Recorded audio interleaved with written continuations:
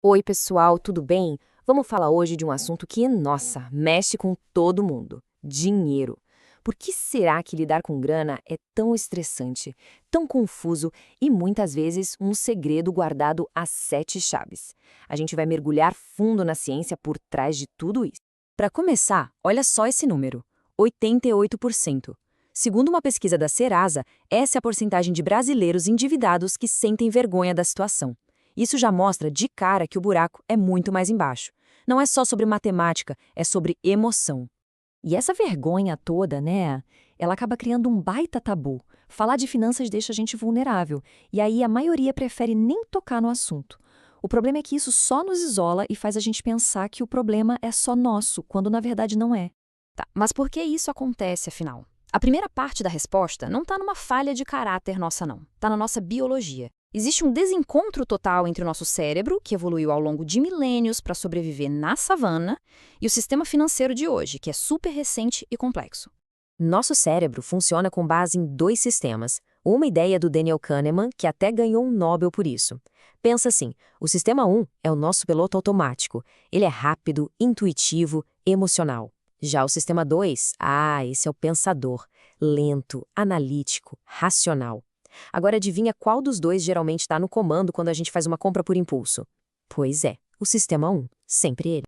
E sabe o que abastece esse sistema 1? O nosso sistema de recompensa cerebral.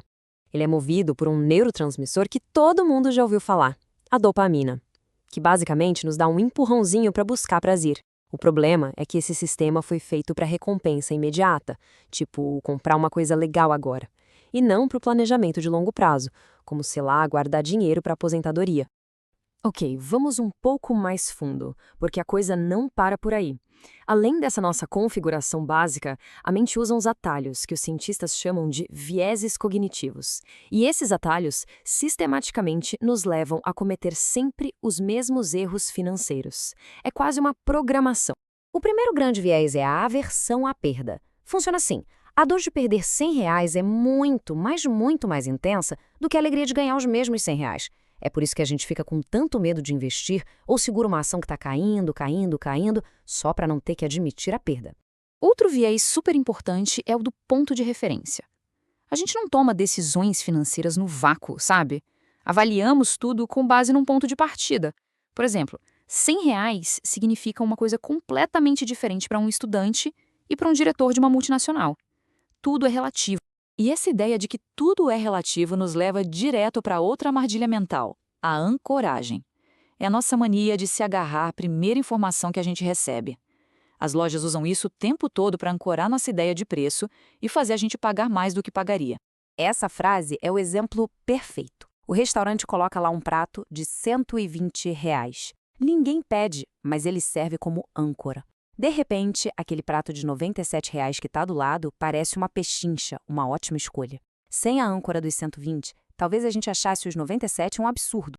Agora vamos sair um pouquinho da nossa cabeça e olhar para o lado. A terceira grande razão pela qual o dinheiro é tão complicado são as forças sociais. A gente não vive numa bolha, né? E a pressão externa molda e muito o nosso comportamento financeiro. Olha só que estudo impressionante feito com os gêmeos.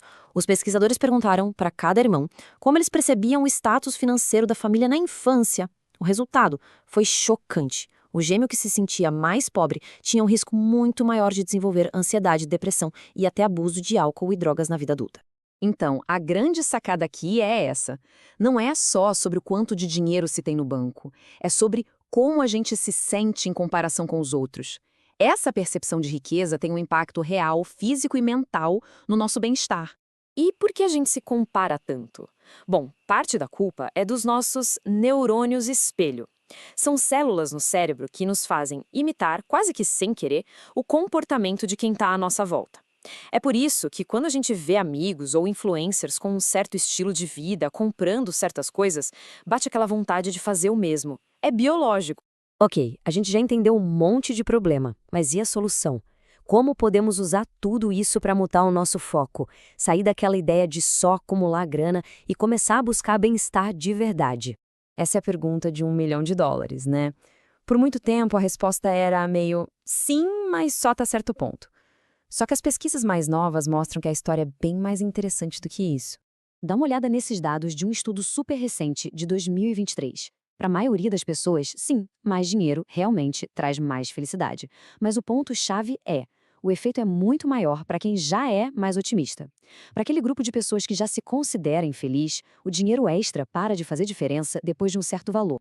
Então, como gastar o dinheiro de um jeito mais inteligente para se sentir bem? Aqui, a ciência tem uma dica de ouro: gastar com experiências. Tipo uma viagem, um show, um jantar especial, traz uma felicidade muito mais duradoura do que gastar com coisas materiais. Sabe por quê? Experiências viram memórias, são mais difíceis de comparar com as dos outros e se tornam parte de quem a gente é. Para a gente fechar, aqui vão 3 estratégias práticas baseadas em tudo isso que a gente viu. Primeiro, automatize. Crie transferências automáticas para sua poupança ou investimento. Isso tira o impulsivo sistema 1 da jogada. Segundo, crie a regra das 48 horas. Para compras que não são essenciais, espere 2 dias. Isso dá tempo para o seu lado racional, o sistema 2, entrar em campo. E terceiro, mude o seu ambiente. Cancele os e-mails de marketing, dê um follow nas contas que te fazem querer gastar. E isso tudo nos deixa com uma última reflexão. Agora que a gente sabe de todos esses vieses, de todas as pressões e truques da nossa mente, se fosse possível se livrar de tudo isso, o que a palavra riqueza significaria de verdade? Talvez a resposta tenha menos a ver com números numa conta e muito mais com segurança, com liberdade e, no fim das contas, com paz de espírito. Valeu pela companhia e até a próxima!